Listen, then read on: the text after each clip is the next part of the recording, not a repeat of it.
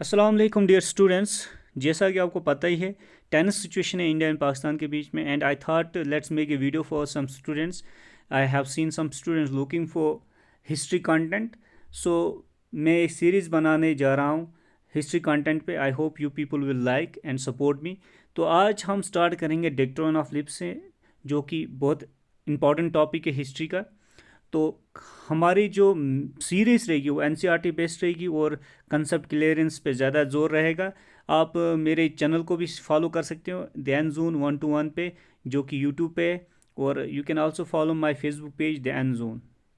तो चलो स्टार्ट करते हैं आज का पहला लेक्चर। तो आज हम देखेंगे डिक्ट्रोन ऑफ लिप्स जो पॉलिसी है, ये किसकी गवर्नर जनरलशिप में बनी थी और इसके क्या मतलब था बनाने का। आप लोगों को पता ही है, बंगाल के पहले हुआ करते थे गवर्नर्स, और ये गवर्नर कब बने थे? ये बने थे governors just after war of Buxar. जो वार ऑफ बुक्सर वो कब हुआ था? वो हुआ था 22 अक्टूबर 1764 में। इसके बाद जस्ट आफ्टर दैट इन 1765 पहला गवर्नर बना था जिसका नाम था लॉर्ड कैलवी। और इसके बाद फिर ये गवर्नर का सिलसिला जो है ये टूट गया और ये चेंज हो गया किसमें? गवर्नर जनरल में।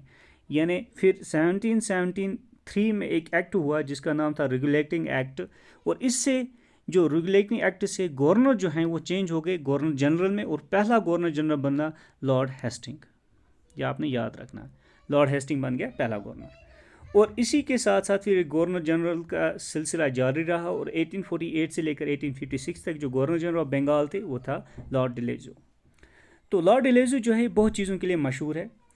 पहला ये किस चीज़ के लिए मशहूर है? शाबाश। ये पहला जो इसने कारनामा किया है वो इसने किया है, he is recorded as father of railway and telegraphy in India. Father of railway and telegraphy in India बोला जाता है इसको, क्योंकि इसी के दौर में टेलीग्राफी और रेलवे लाइन जो है स्टार्ट हुई है।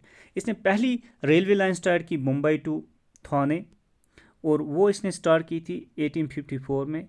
और first telegraphy line, first railway line was between Mumbai to Thane, and first telegraphy line was between Calcutta to Agra, और वो भी 1853 में ही थी। इसके बाद ही is also known for great drama of annexation, क्योंकि इसी के दौर में एनेक्सेशन हुई थी डिफरेंट टेरिटरी के साथ। डिफरेंट प्रिंसली स्टेट्स को इसी ने एनेक्सेशन करवाई थी ईस्ट इंडिया कंपनी के साथ, यानी ब्रिटिश टेरिटरी के साथ। Third most important thing is that इसी के दौर में विडो रीमैरिज एक्ट 1856 जो है पास हुआ था।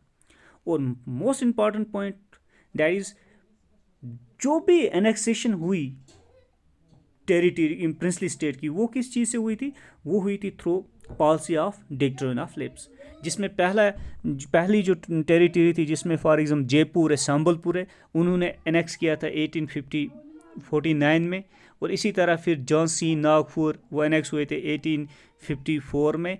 और इसी तरह फिर जो ओहद है वो हुए थे ओहद, OUDH, ये हुआ था एनेक्स 1856 में। और इसके जस्ट आफ्टर ही फिर रिवॉल्ट 1857 स्टार्ट हुआ था। तो इन चीज़ों के लिए माना जाता है। आज हम देखेंगे आप डिक्ट्रोन ऑफ लिप्स किसको बोलते हैं। So doctrine of lapse means Lord Dalhousie aimed to expand British territory by taking over leaderless princely states. Lord Dalhousie का मेन एम था क्या? अपनी टेरिटरी को, ब्रिटिश टेरिटरी को एक्सपेंड करना, बढ़ाना। लेकिन इसके लिए उसने क्या करना था? उसने कब्जा करना था या उसने टेक ओवर करना था लीडरलेस प्रिंसली स्टेट को। यानी लीडरलेस प्रिंसली स्टेट जो थे, ये जिनका रूलर मर जाता था, जो लीडरलेस टेरिटरी थे, उनको जोड़ना पड़ता था ब्रिटिश टेरिटरी के साथ, एनेक्स होना पड़ता था, ताकि ब्रिटिश टेरिटरी जो है वो एक्सपेंड हो जाए। या अगर किसी का वारिस, किसी टेरिटरी का वारिस जो है अप्रूव्ड ना हो, या किसी अगर ब्रिटिश ने फॉर एग्जांपल अप्रूव ना किया हो, किसी ने अपना वारिस बनाया या कुछ, अगर ब्रिटिश ने अप्रूव नहीं करती उसको, ब्रिटिश लॉर्ड डेल्यूजी के पास पावर थे, अगर वो अप्रूव नहीं करता तब भी वो क्या हो जाती थी? लीडरलेस। और उसको उस केस में भी फिर जोड़ना पड़ता था ब्रिटिश टेरिटरी के साथ, ताकि ब्रिटिश टेरिटरी एक्सपेंड हो। ठीक। इसके बाद डिक्ट्रोन ऑफ लिप्स जो है मेन थोड़ा देखेंगे, इसका एक्सप्लेनेशन देखेंगे। If princely states ruler have died without having any ruler, became leaderless have to annex by British. अगर किसी प्रिंसली स्टेट का रूलर मर जाता और वो लीडरलेस रहती, वो रूलर के बगैर रहती, तब लीडरलेस टेरिटरी को एनेक्स होना पड़ता था ब्रिटिश के साथ।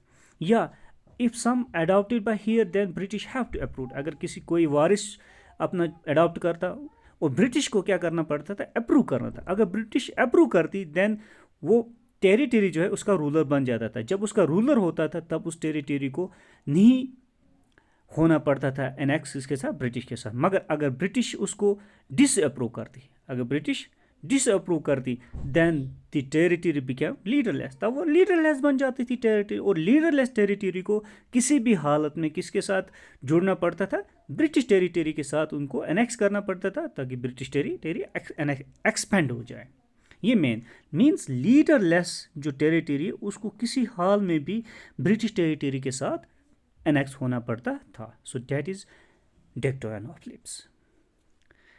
And Lord Deleuze also said that there is great principle between the right to inherent private property and right to government। यानी किसी को आप वारिस चुनते हो और उस वारिस को आप रूल करने के लिए और प्रॉपर्टी अपनी जायदाद के लिए चुन रहे हो। These are two different things. Rule करने के लिए और जायदाद में वारिस बनाने के लिए दो चीज़ें अलग अलग हैं। तो ये इसके मेन प्रिंसिपल थे। Thank you guys. You can follow me on YouTube, DanZone121, and you can also follow me on my Facebook official page, DanZone. Like, share, comment for more videos. I hope you will like my video.